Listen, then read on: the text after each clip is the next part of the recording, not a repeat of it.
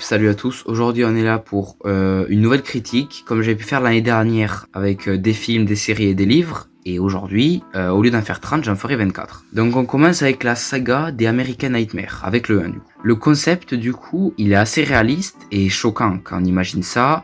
Moi, j'ai pas envie de vivre aux États-Unis pour vivre ça en fait. Donc ça, c'est bien réussi. Mais par contre, les personnages ou les situations ou les morts, déjà de 1, c'est prévisible. Et de 2, c'est pas réaliste. Je suis désolé. Pour American Nightmare Anarchy, le deuxième opus, déjà il est mieux que le premier. C'est-à-dire qu'il est plus intéressant et plus réussi que le premier. Parce que le premier, qui se déroule que dans une maison. Alors que si tu vas dehors, il y a beaucoup plus de possibilités. American Nightmare Election, le troisième opus, il garde le même concept, mais avec de nouvelles idées, de nouvelles situations, dont pour ça, ça se renouvelle bien, quoi. Par contre, American Nightmare 4, les origines du coup de la première purge, le même concept, mais les mêmes idées, quoi. Là, moi, je vois plus aucun intérêt de continuer la saga. Tout a été exploité, je vois pas de nouvelles situations intéressantes. Même s'il ferait un nouveau film American Nightmare, parce qu'il y en aura un, le 5 je crois, je vois pas qu'est-ce qu'ils peuvent faire de différent des opus précédents. Déjà, on l'a vu avec le 4. Je trouve que le 4 était pas original, comparé aux autres. Alors, le 5, j'attends de voir, mais... Et les effets spéciaux de American Nightmare 4, dire qu'ils sont pires que The Walking Dead, c'est une insulte. J'ai regardé Bumblebee, que j'avais loupé au cinéma, du coup je l'avais vu en DVD parce que j'avais acheté à la Fnac. J'aurais pas dû, du coup. Non, mais les personnages sont clichés et l'ambiance en fait elle est totalement différente des autres films Transformers. S'il n'y avait pas eu comme l'affiliation aux Transformers, personne ne serait allé voir ce film et moi je l'aurais jeté à la poubelle le DVD, hein. Là, on attaque un gros morceau avec les films de Miyazaki. Et pas les films du studio Ghibli que j'ai pas encore regardé. Déjà parce que ils m'intéressent pas tous, mais parce que j'ai pas eu le temps. Voilà. Et du coup, pour les films de Miyazaki, il y en a 11. Et je vais plus faire une critique de son univers, de ses films globalement, que critique de chaque film individuellement. Mais j'ai quand même envie de revenir sur Shiro, parce que Shiro, c'est mon film préféré. Même pas que de Miyazaki. C'est un de mes films préférés, tout film confondu, il est trop bien. Je sais pas si c'est parce que du coup ce film je l'avais vu, c'est un des premiers films que j'ai vu quand j'étais petit. Alors je sais pas si ça joue sur la nostalgie, ou alors si c'est parce qu'il est juste, c'est un chef-d'œuvre en fait. Mais l'univers il est très varié, les créatures elles sont bien pensées, c'est émouvant, les personnages je les adore, et la scène des cochons qui est mémorable. Extrait.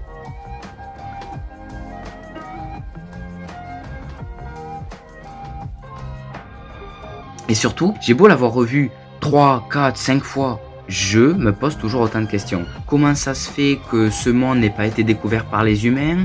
Est-ce que Shiro n'a pas rêvé de ce monde? Parce que quand elle passe le tunnel, à la fin du film, elle repasse exactement le même tunnel avec les mêmes réactions, sauf que la voiture a des feuilles dessus, comme si du coup il s'était passé le temps dans le monde de Chihiro.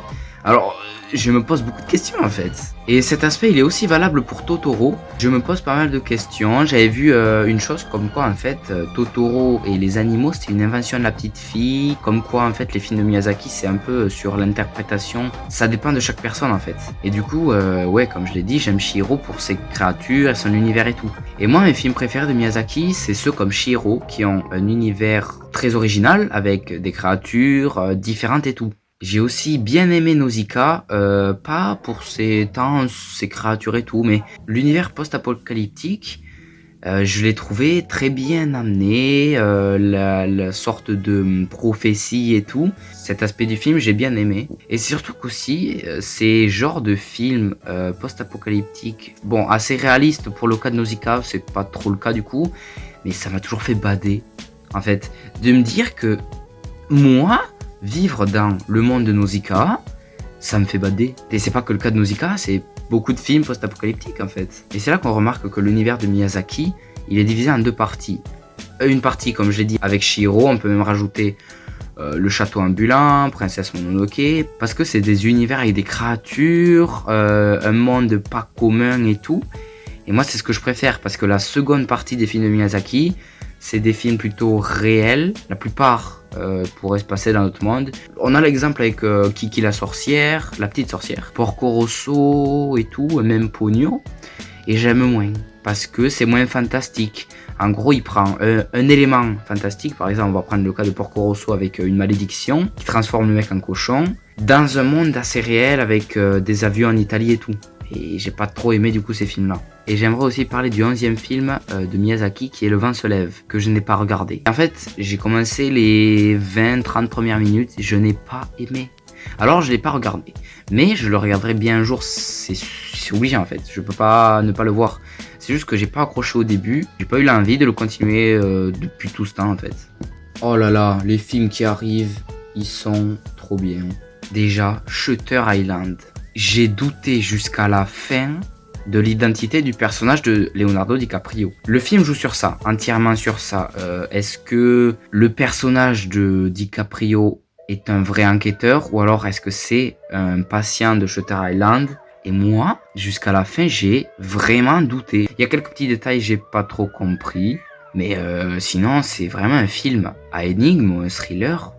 Moi, je le trouve excellent en fait. Toujours avec Leonardo DiCaprio, The Revenant. Moi déjà, The Revenant, je croyais que c'était un film de zombies. Je sais pas pourquoi, The Revenant, les revenants, les morts vivants, je sais pas. Mais c'est pas du tout ça. Et heureusement parce que on a un film magnifique. Des plans séquences, mais magnifiques. Et c'est incroyable comment ils ont réussi à déjà orchestrer tout ça. Et le réalisme, il est trop bien dans ce film. Il est super bien fait pour recréer cette époque.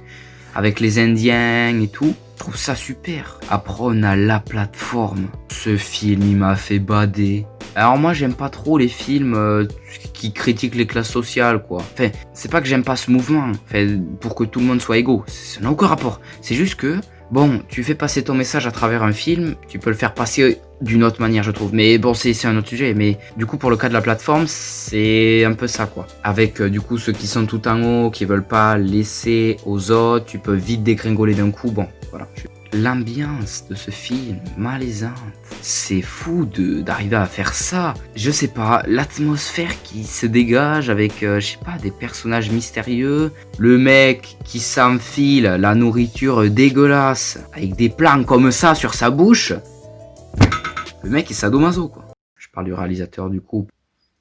Et après, pareil, du coup, Parasite, un film qui critique aussi les classes sociales. Et en fait, on le remarque presque pas. Donc moi, tant mieux, parce que j'aime pas trop quand c'est flagrant. Et le film est intelligemment drôle et dramatique. Il mélange ces deux termes. Alors, on parlait de Parasite, tout le monde en parlait. Du coup, au bout d'un moment, j'étais obligé de le regarder. Et quand je l'ai regardé, je m'attendais pas à voir ça. Et j'ai été surpris dans le bon sens du terme. Bon, quand on passe de Parasite à Gemini Man, c'est une chose différente. Je vais pas être le seul à le dire, mais la putain de promo du film. Non, parce que on sait que Will Smith doit combattre son lui du passé, enfin son lui plus jeune, quoi. Et c'est tout. En fait, il y a rien d'autre dans ce film. C'est Will Smith qui combat son lui plus jeune, quoi.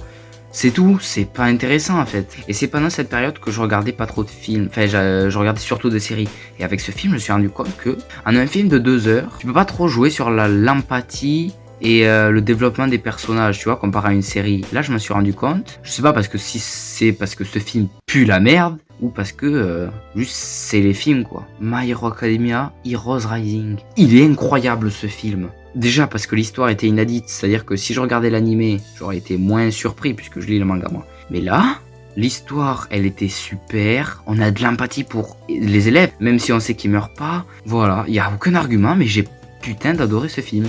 Cube. Qu'est-ce que c'est que ce film? Je l'ai pas aimé, voilà, alors que pourtant, pour moi, c'était un classique, tu vois, des films à énigmes. Aucun but, à part ne serait-ce le fait de s'échapper, et même encore, on n'a aucune réponse. Alors, j'ai pas vu Cube 2 et 3, je sais pas si c'est vraiment des suites, ou alors, juste ils gardent le même concept et ça n'a aucun rapport, je sais pas. Mais on n'a aucune réponse, il n'y a pas de finalité au film. Qu'est-ce que c'est que ces personnages? Je n'ai pas aimé. Ah, après, on a Vivarium. Bon, c'est un petit peu un film à énigme, c'est un film à énigme en fait.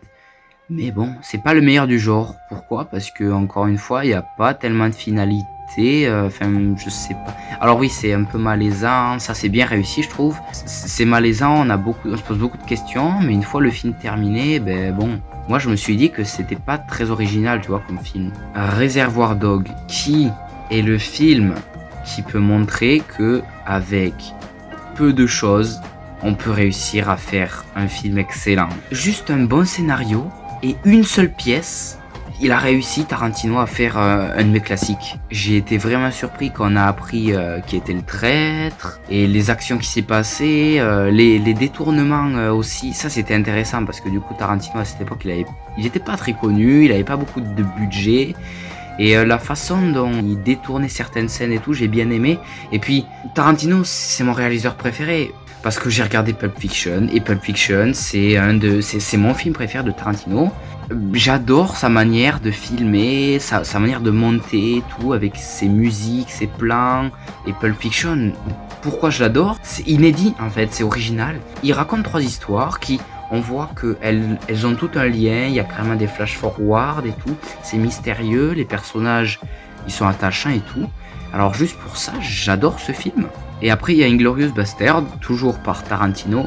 Du coup c'est un peu la même structure que Pulp Fiction avec plusieurs chapitres, bon, la même manière de monter. Et forcément j'ai un peu moins aimé parce que ça joue sur la vague de Pulp Fiction. N'empêche que la façon dont les personnages se regroupent, dont certains meurent alors qu'on s'y attend pas du tout, c'était très bien fait du coup. Et après, une critique d'un livre pour changer. Alors c'est Le Jeu du Maître. C'est du coup j'ai lu le tome 1. C'est James Dashner, le même auteur qui a écrit Les Labyrinthes, et les mystères sont très bien mis en place dedans. L'univers il est assez riche, ce style de roman avec du coup plein d'éléments et de termes qui sont difficiles en fait à décrire en livre. Et là je me suis posé une question à la fin du tome 1. Est-ce que pour faire Ready Player One, Steven Spielberg ne se serait pas inspiré de ce film? Parce que c'est vraiment un copie-coller. On a 3 personnages principaux qui ressemblent beaucoup à ceux de Ready Player One, même s'ils sont 5. Mais je veux dire, on a le personnage principal, on a la fille et aussi une personne assez musclée, Brisson, du coup il s'appelle dans Le Jeu du Maître. Alors dans Ready Player One, on se rend compte que c'est une fille, mais le design dans le jeu de Brisson ressemble beaucoup à celui de la fille noire là. Et du coup, c'était la première fois que je lisais un roman qui a pas adapté un film. J'ai été surpris. Et du coup, il me tarde les tomes 2 et 3 pour savoir tous les mystères et le dénouement de l'histoire. Puisque là, j'avais lu que Les Labyrinthes, Miss Peregrine et tout. Que je connaissais l'intrigue puisque j'avais vu le film et j'ai lu le livre après. Et ça m'a donné envie de lire beaucoup de romans puisqu'en ce moment, je lis Harry Potter 4. Après, j'ai regardé The Greatest Showman. Bon, déjà, j'aime pas les comédies musicales. Ladies and gents, this is the moment you've waited for. Searching in the dark, your sweat soaking through the floor. Il y a plus d'efforts sur les chorégraphies, les costumes et les chansons que sur les personnages et l'intrigue. Du coup, c'est pour ça que j'ai pas trop aimé en fait. John Wick 2 que j'ai enfin regardé. Comme je l'ai dit pour du coup le premier opus, ça révolutionne pas le genre des films d'action. Moi, je trouve John Wick surcoté. Voilà, je le dis. C'est vraiment pour moi un film d'action assez basique, tu vois. N'empêche que du coup, ce qui est bon dans ce film, c'est les décors, les costumes, les couleurs un peu froides aussi.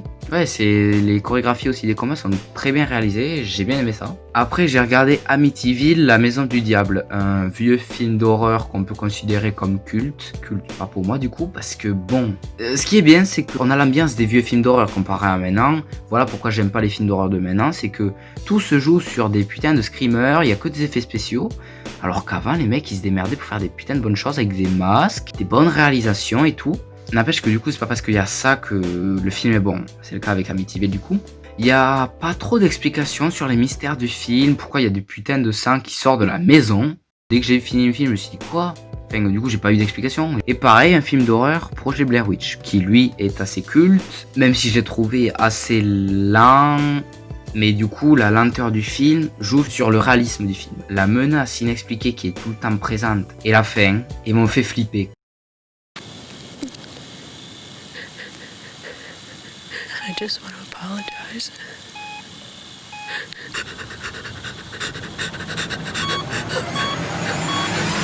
I'm gonna die out here.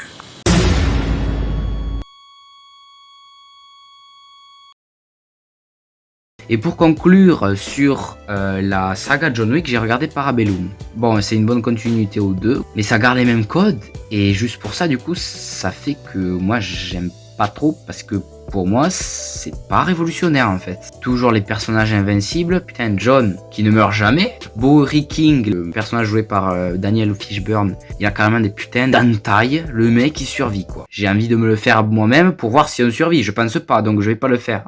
Et pour finir, le 24e, c'est Mulan.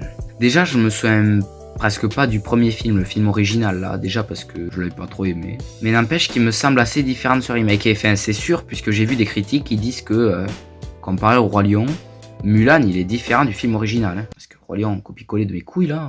Et pour le coup, j'ai bien aimé ce film, pour les décors, les costumes et tout, mais aussi pour l'intrigue. Déjà, enfin, je l'avais pas trop aimé dans le premier opus. Là, bon, c'est pas mon film préféré de 2020, quoi, c'est sûr. Mais c'était pas mal, quoi. Et là, je regrette vraiment de pas avoir vu ce film au cinéma, quoi. Il a fallu qu'il le foute sur Disney+, au lieu de le repousser pour voir des magnifiques décors et tout. Le voir au cinéma, ça aurait été super. Là, je le regarde sur mon ordi, qualité 480p, super. Cette vidéo est donc terminée. La prochaine fois que y en aura une, je sais pas, ça peut être dans 6 mois ou dans 1 an ou dans 4 ans si je suis toujours en vie, quoi. Du coup, je vous dis bonne année parce que je sens qu'il n'y aura pas de vidéo avant le 1er janvier. Hein. Voilà, super.